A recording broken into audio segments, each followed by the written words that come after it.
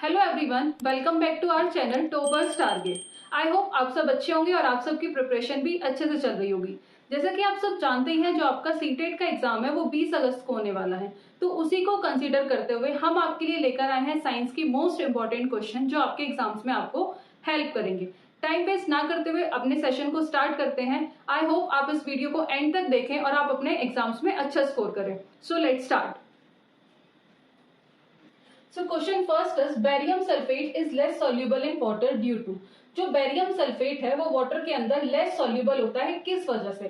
तो less soluble का मतलब होता है that is a partially soluble, that is a partially soluble.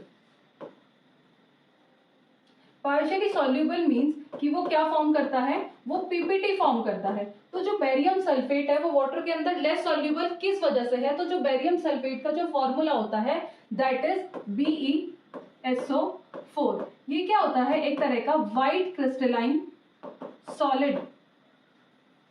BeSO4 is a white crystalline solid. तो क्या होता है इसमें, जो इसकी एनर्जी होती है वो बहुत ज्यादा हाई होती है, और हाई एनर्जी की वजह से जो बेरियम सल्फेट है वो वाटर के अंदर कम सॉल्युबल होता है। तो आंसर फर्स्ट इज करेक्ट कि हाई इन्फ्लेमेशन एनर्जी की वजह से जो बेरियम सल्फेट है वो वाटर के अंदर कम सॉल्युबल होता है।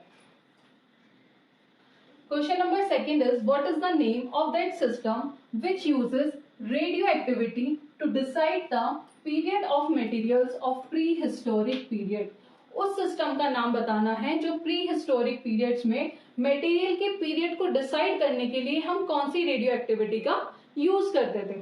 तो फर्स्ट ऑप्शन है रेडियम डेटिंग, सेकंड है uranium dating, third is carbon dating and fourth one is deuterium dating. आप सबको एक चीज पता होगी कि एंशियंट टाइम में अगर हमें रॉक या फिर वुड की एज फाइंड आउट करनी होती थी तो उसके लिए हम क्या यूज करते थे? उसके लिए हम एक टर्म यूज करते हैं that is radioactivity. Age find out करने के लिए हम क्या यूज करते हैं? Term radioactivity. और रेडियो एक्टिविटी को ही हम क्या कहते हैं? Carbon dating. And carbon dating is also known as radiocarbon dating.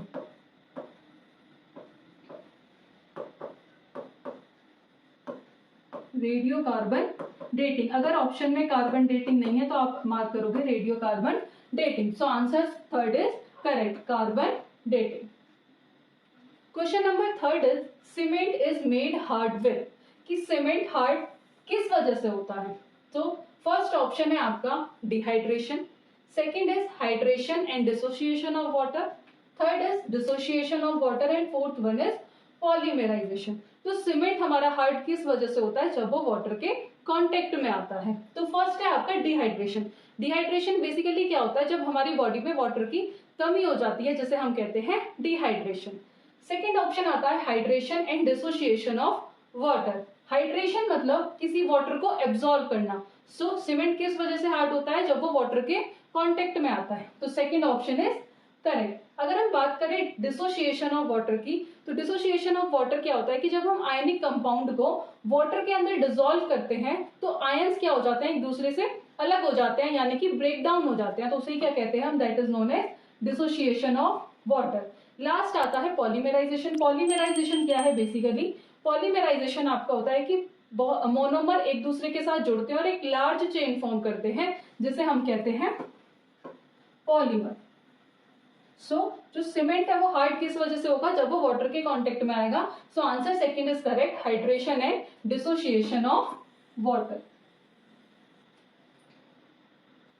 Question number fourth is what happens when a chemical bond is form. क्या होता है जब केमिकल बॉन्ड का फॉर्मेशन होता है? कि जब केमिकल बॉन्ड का फॉर्मेशन होगा या तो एनर्जी रिलीज होगी या फिर एनर्जी एब्जॉर्ब होगी। कि जब केमिकल बॉन्ड का फॉर्मेशन होता है क्या एनर्जी हमेशा एब्जॉर्ब भी होगी या फिर energy is always release? Third आता है more energy is release than is absorb. की ज्यादा एनर्जी रिलीज होगी एब्जॉर्ब करने से। Last is energy is neither release और नॉर एब्जॉर्ब। ना तो एनर्जी रिलीज ही होगी ना ही एब्जॉर्ब होगी। During a chemical reaction bond in the reactant, जो बॉन्ड्स होते हैं रिएक्टेंट्स की वो क्या होते हैं? ब्रेक डाउन हो जाते हैं। जब बॉन्ड्स क्या होंगे? ब्रेक होंगे रिएक्टेंट्स के टाइम पे जो बॉन्ड्स होते हैं वो क्या हो जाते हैं, ब्रेक हो जाते हैं। जब बॉन्ड्स ब्रेक होते हैं तभी हमारा क्या बनता है, नया प्रोडक्ट का फॉर्मेशन होता है। तो जब बॉन्ड ब्रेक होता है तो क्या होता है, एनर्जी को क्या करता है, एब्सॉर्ब करता है, यानी कि कौन सा प्रोसेस होगा, एंडोथर्मिक प्रोसेस होगा। अगर बात करें नए बॉन्ड के फॉर्मेशन की, तो नया बॉन्ड कब फॉर्म होगा, जब प्रोडक्ट का फॉर्मेशन होगा। तो जब न्यू बॉन्ड का फॉर्मेशन होगा यानी कि प्रोडक्ट का फॉर्मेशन होगा, तो उस टाइम पे क्या होता है, प्रोडक्ट के फॉर्मेशन के टाइम पे क्या होता है, एनर्जी रिलीज होती है। और एनर्जी रिलीज होगी तो मतलब कौन सा प्रोसेस है ये, एक्सोथर्मिक। अगर एनर्जी एब्जॉर्ब हो रही है तो वो कैसा प्रोसेस है, that is endothermic. So chemical bond form हो रहा है तो क्या होगा, एनर्जी इज ऑलवेज रिलीज। तो answer B is correct.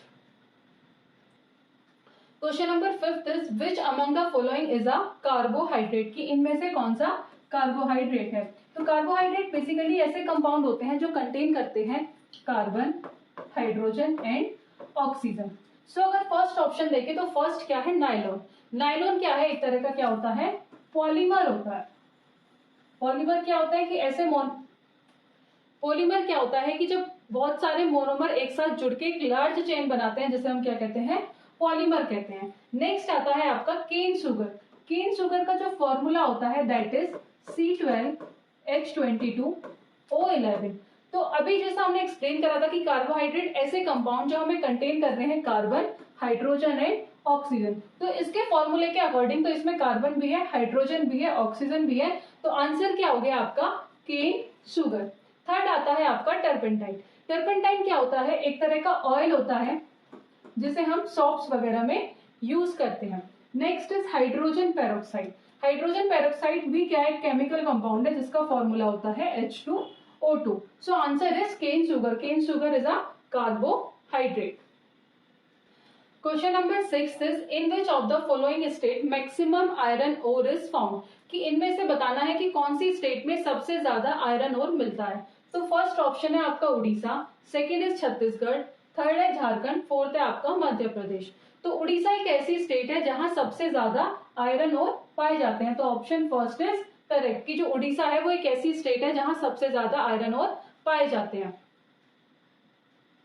Next question is, question number 7 is which one of the following metal pollute the air of a city having large number of automobiles, कि वो कौन सा metal है जो सबसे ज्यादा automobile city को क्या करता है, पॉल्यूट करता है। तो फर्स्ट आता है cadmium, second is chromium, third is lead, fourth one is copper. तो बेसिकली ये सोर्स ऑफ एमिशन पे डिपेंड करता है कि किससे कौन सा मेटल रिलीज हो रहा है। तो जो इसका आंसर है वो है आपका लेड। लेड क्या होता है, बेसिकली एक एंटी नॉकिंग कंपाउंड होता है।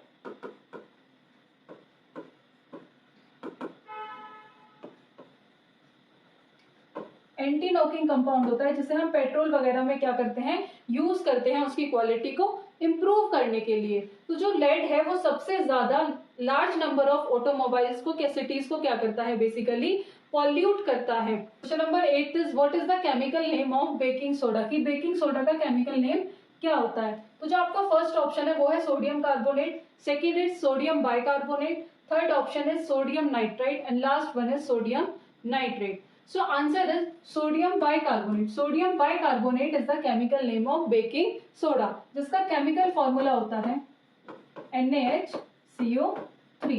So answer B is correct. Question number 9 is which acid is present in vinegar, कि vinegar में आपका कौन सा acid present होता है। तो first option है आपका lactic acid, second is citric acid, third one is malic acid and fourth one is acetic acid. तो आप सबको पता होगा कि जो लैक्टिक एसिड है वो किस में मिलता है, मिल्क में मिलता है। तो फर्स्ट ऑप्शन तो नहीं है। सेकंड आता है citric acid. Citric acid basically किस में मिलता है, सिट्रस फ्रूट में मिलता है, यानी कि लेमन। थर्ड अगर बात करें मैलिक एसिड्स की, तो जो मैलिक एसिड की सोर्स की बात करें तो ये कहाँ मिलता है हमें, ग्रेप्स वगैरह में। तो ये तीनों ऑप्शन तो क्या हो गए आपके, इनकरेक्ट हो गए, कि तीनों एसिड तो आपके विनेगर में नहीं मिलते।